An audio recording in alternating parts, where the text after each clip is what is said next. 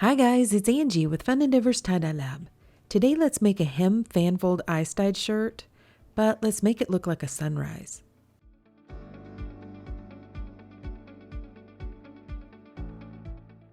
I'm going to start out by centering the shirt, and this process is going to go really fast, but down below in the description for this video is a link to another video which shows how to center a shirt.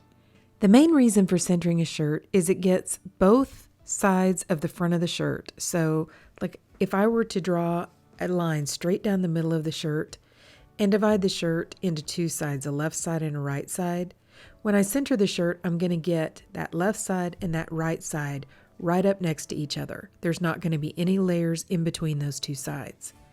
So whenever I do any kind of a process to the shirt, like apply the dye or anything else, the front side is going to look more symmetrical and more similar because it's going to be dyed just about the same.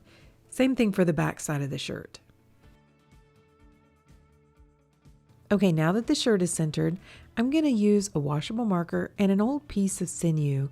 I'm going to wrap the sinew around the washable marker, and then I'm going to put the end of the sinew right on that very center point of the shirt.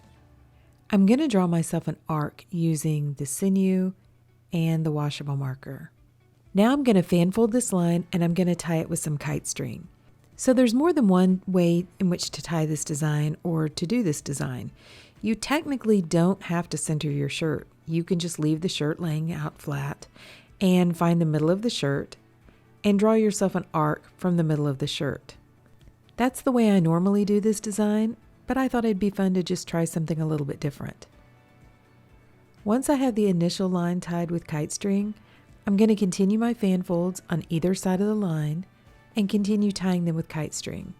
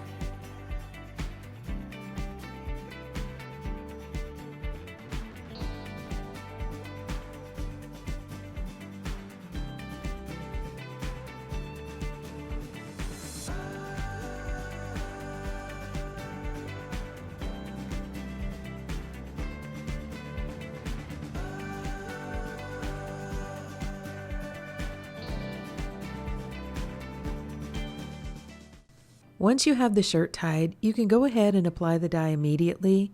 I had a few more shirts to tie, so by the time I got back to it, it was completely dry. For this shirt, I've chosen some colors that I want to work well with the orange marmalade. This is a color that is a special order color from Dharma, and I got this not too long ago and haven't really tried it out on a shirt. So I chose a couple colors that I thought would look really good with it. I believe the firecracker is also a special order color. You can still purchase the special order colors from Dharma. You can either buy them in large quantities, or there's a Facebook group called Tie-Dye Supplies Marketplace, and I'll put a link down below in the description for this video. And there are people out on that marketplace who go ahead and purchase those special order colors in large quantities, and then they break them down and sell them in smaller quantities to people. So you can usually find these colors out there. That's actually where I got the orange marmalade. Okay, so what I've done is I've placed the shirt down inside of a piece of vinyl guttering. I took a piece of kite string and tied to the very end of the shirt, and then clipped that piece of kite string onto the end of the guttering. That way the shirt's not going to slide down into the muck. And if you're wondering, muck is the melted ice that has mixed with the dye. Then, since the shirt is totally dry, I'm going to spray a little bit of soda ash solution over the top. That'll help the dye stick a little bit better to the shirt. The first color I'm going to use is Firecracker from Dharma Trading Company. I'm going to place it right at the very end, or the hem portion of the shirt. You can see that initial line, so this is going to be that very bottom part of the shirt. Then I'm going to leave a little bit of a space between the two colors and place some orange marmalade. I'm going to incline the shirt, so I would like to give the dye a little bit of space to move. The next color is going to be Zesty Yellow from Dye Spin. And then I'm going to put one more line of the orange marmalade.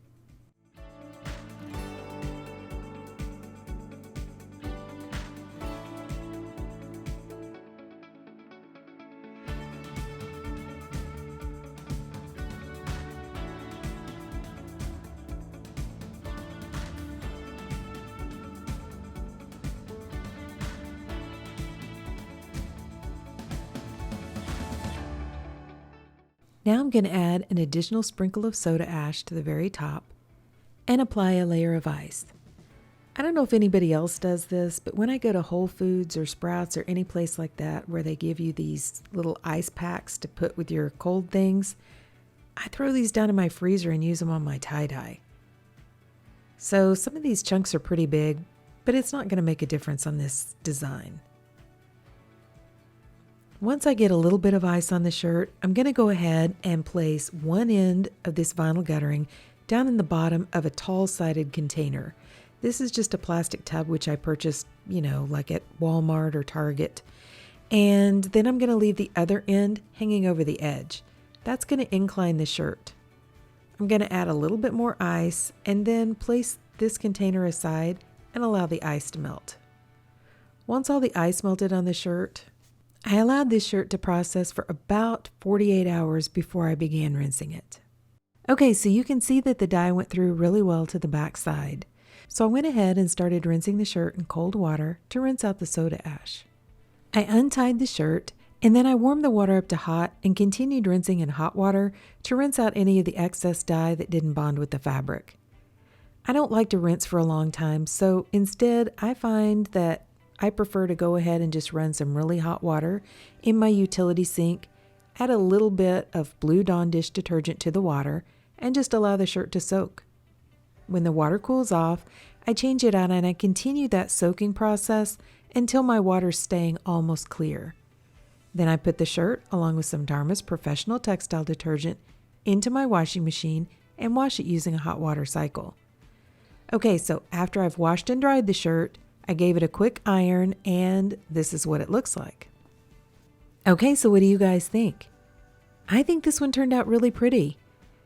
I really liked the orange marmalade, which was the color that I really wanted to try out.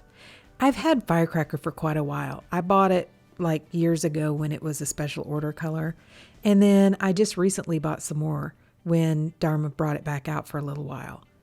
So I already kind of knew what that color was. But the orange marmalade, the ice-dyed swatch that I made, looked very interesting, so I wanted to try it with some red and yellow and see how it looks.